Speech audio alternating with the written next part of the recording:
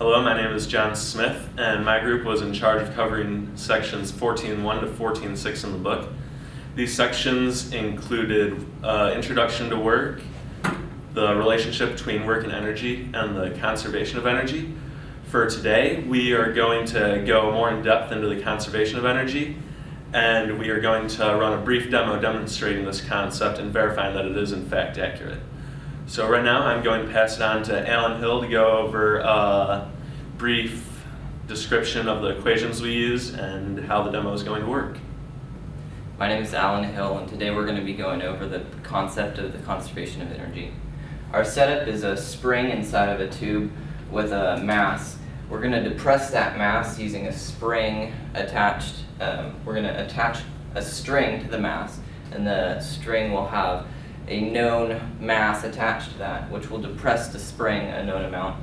Therefore, we can calculate the potential energy of the spring and the height of the mass. Then we'll cut the string, and the mass will rise to a height that we can calculate due to the conservation of energy. The energy in, due to the potential energy of the spring and the height of the mass, will equal the end height of the mass. Hi, I'm Morgan Weaver. I'm going to be going over the calculations for this demonstration. The calcs are actually pretty simple for this. Basically, we're just talking about conservation of energy, so the main calculation is just conservation of energy, which in an ideal setting is T1 plus V1 equals T2 plus V2. T is your kinetic energy, represented by 1/2 mass times the velocity squared. V is broken into two components. V is your potential energy, broken into potential gravitational energy and potential elastic energy. Potential gravitational energy is mgh, as we learned in physics 1, and potential elastic energy is 1/2 kx squared most of the time. For this demonstration, it's not exactly that, because the spring we're using didn't end up being linear, but it'll be close to that, I think. And so that is for an ideal setting.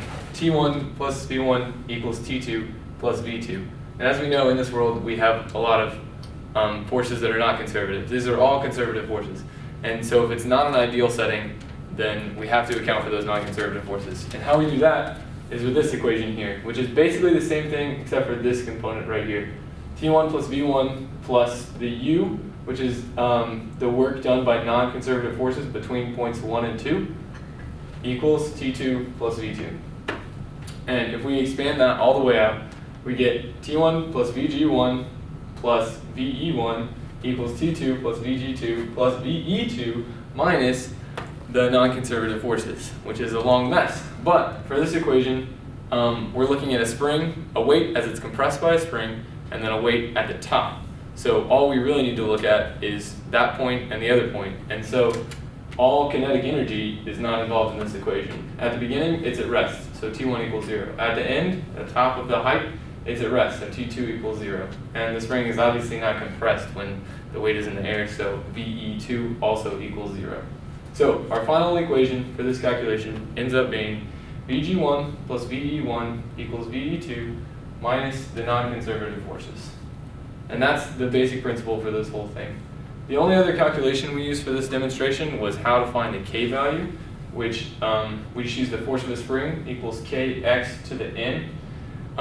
The exponential n was to represent that our spring was not linear, and we had to find that while calculating the K value. I'm Wayne Gilly, and this is our device that we designed to test conservation of energy. To do this, we're using a spring whose K value we found, a 50-gram weight, and then to compress the spring, we have 1.3 kilograms hanging from it so that we know it is compressed a specific amount and we're not having to pull on it, which would be very inaccurate.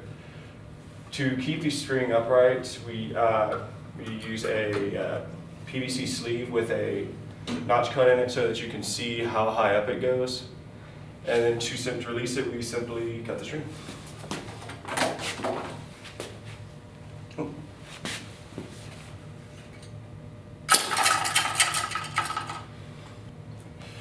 To test how far up it goes and measure it, we mark the string whenever it's first depressed, so we know its initial starting distance. Whenever nothing is attached to it, no weights, just the string sitting there with nothing pulling on it. After we cut the string, we mark it again. We're using this as a stopper, which puts a very small amount of friction on the string to keep it from coming right back out of the hole whenever the weight comes down. Using this, we're able to figure out the height the weight goes up. Hello, my name is Kyle Engelke, and I will be explaining how we manipulated our test data and put it into our formulas to actually get hard data. First, we slowly plugged in each value to get a specific K value for just the first power. When we found out that when we just plugged it into a simple F equals Kx equation, we were getting quite a spread of K values. This showed us that the K value for our spring was not linear. After that, we kept on messing with this end term to eventually get a case where we found that our K values were relatively in the same point.